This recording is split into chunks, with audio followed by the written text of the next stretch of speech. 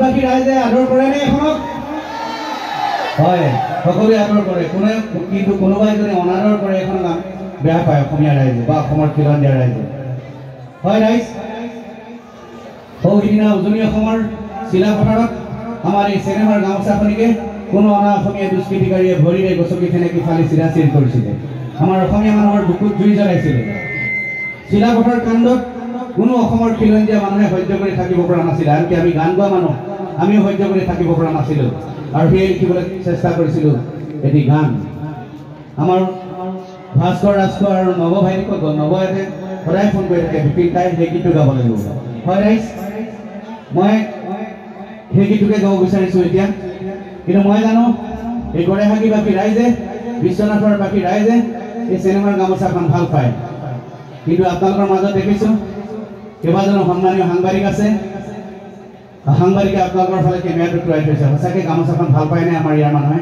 গতিকে ৰাইজ, তেওঁলোকে হয়তো কাইলৈ গোটেই বিশ্বতে দেখাব। আপোনালোকে দেখাই দিয়ক ৰাইজ, ছেকেণ্ডবাৰৰ কাৰণে যাতে কোনো অনা অসমীয়া মানুহে আমাৰ এই চিনেমাৰ গামোচাখন গছকি ফেনেকি ফালি চিৰাচিৰি নকৰে, তাৰ বাবে এটা প্ৰতিবাদ জনাব লাগে। কেনেকৈ জনাব? আপোনালোকৰ হাতত এটা মোবাইল আছে। আপোনালোকৰ প্ৰত্যেকৰ হাততে হয়তো এটা মোবাইল আছে। মোবাইলৰ টৰ্চ লাইটটো অকণমান সময় জ্বলাই দিয়ক ৰাইজ। মোবাইলৰ টৰ্চ লাইটটো অকণমান সময় জ্বলাই দিয়ক সকলোৱে নিজৰ নিজৰ মোবাইলৰ টৰ্চ লাইটটো। আমাৰ লাইটমেন ভাইটিসকল আছে লাইট চলোৱা, এইবিলাক অফ কৰি দিয়ক। হয়, জ্বলি আছে হাজাৰ হাজাৰ লাইট, অসমীয়া জাতি আছে।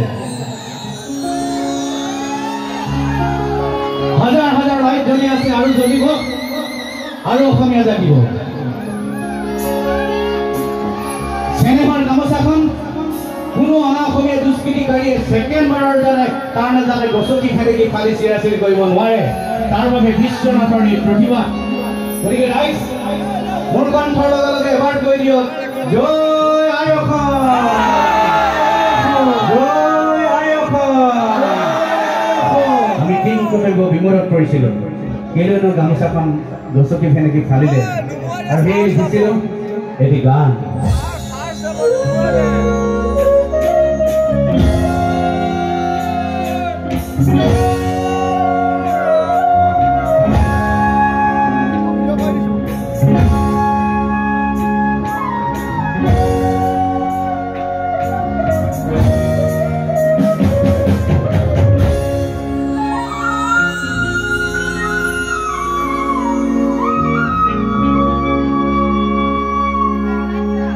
তিনি বৰণীয়া এখন কাপোৰ, জাতিৰ পতাকা, আমাৰ জাতিৰ পতাকা,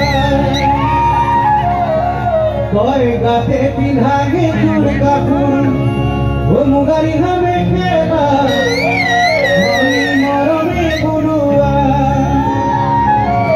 আৰু এখন কাপোৰ ধনী আই বৈ দিয়া, আমার বায়ে বই দিয়া, মন্দি তয় বই দিয়া, আমার এখানে গোল গোলামে গামোচা,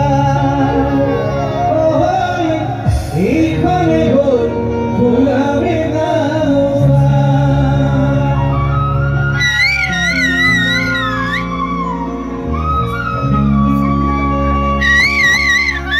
পিছে নখন গামোচা চিলা